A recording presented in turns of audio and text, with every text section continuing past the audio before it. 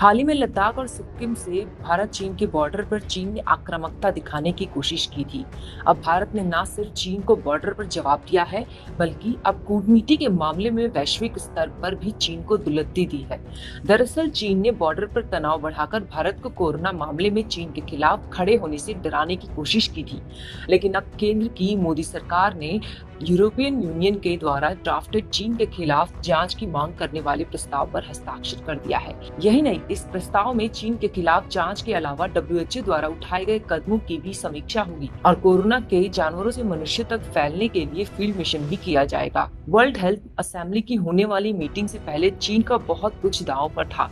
यही कारण है कि यह देश बॉर्डर पर आक्रामकता दिखाकर भारत पर दबाव बनाने की कोशिश कर रहा था। लेकिन अब चीन की सारी हेकड़ी जल्द ही निकलने वाली है। ऑस्ट्रेलिया और अमेरिका जैसे देशों के समर्थन से आया यह प्रस्ताव चीन और कोरोना के खिलाफ वैश्विक स्तर पर जांच का पहला कदम होने जा रहा है। इस प्रस्ताव को साइन करने के बाद प्रधानमंत्री मोदी ने बता दिया है कि वह चीन के बॉर्डर पर किए जा रहे गुंडे का जवाब देना जानते हैं। भारत जिनेवा स्थित विश्व स्वास्थ्य संगठन के कार्यकारी बोर्ड का कार्यभार संभालने जा रहा है, जो विश्व स्वास्थ्य सभा के निर्णयों और नीतियों को लागू करता है। यही कारण है कि चीन अचानक और अनावश्यक सीमा पर भारतीय सेना के साथ उलझने की कोशिश कर रहा था। चीन ये समझता है कि बॉर्डर पर आक्रामकता दिखाकर वो भारत को अंतर्राष्ट्रीय स्तर पर चुप करा देगा। हालांकि चीन की आदत पहले से ही रही है। वर्ष 2017 में जब वुहान समिट होने वाला था, तब उससे पहले चीन ने डोकलाम में भारत के साथ 73 दिन तक स्टैंड ऑफ किया था। फिर बाद में स्वयं चीन की PLA पीछे हट गई। इसके बाद पिछले वर्ष मल्लापुरम में समिट होने से पहले लद्दाख के पंगोंग लेक के पास आक्रामकता दिखाई थी। उस समय भी भारत ने चीन की इस करतूत का जवाब पूर्वी लद्दाख में एक इंटीग्रेटेड मिलिट्री एक्सरसाइज से दिया था। इस बार तो हद पार करते हुए चीन चीन विरोधी रुख अपनाने वाले देशों को डराने की कोशिश कर रहा था।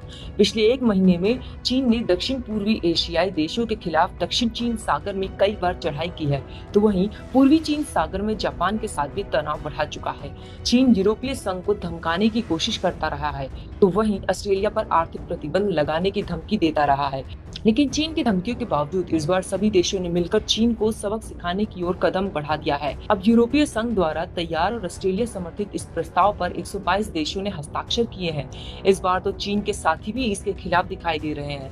विश्व स्वास्थ्य सभा में लाए जाने वाले इस प्रस्ताव पर हस्ताक्षर करके भारत ने चीन को एक स्पष्ट संदेश भेजा है कि अब भारत बीजिंग की डराने वाली रणनीति से डरने वाला नहीं है। आज भारत ने वुहान वायरस की उत्पत्ति और इस वायरस के जानवरों से मनुष्यों में आने के कारण ढूंढने वाली जांच का समर्थन किया है। हो सकता है कि कल भारत बीजिंग की वन चाइना पॉलिसी को लात मारता हुआ ताइवान की WHO में सदस्यता के लिए ऑस्ट्रेलिया प्रधानमंत्री स्कॉट मॉरिसन का समर्थन कर दे। चीन ने एक बार फिर से भारत को डराने की कोशिश की, लेकिन उल्टे चीन को खामियाजा भुगतना पड़ा। अगली बार इस तरह के कदम उठाने से पहले चीन 1000 बार सोचेगा।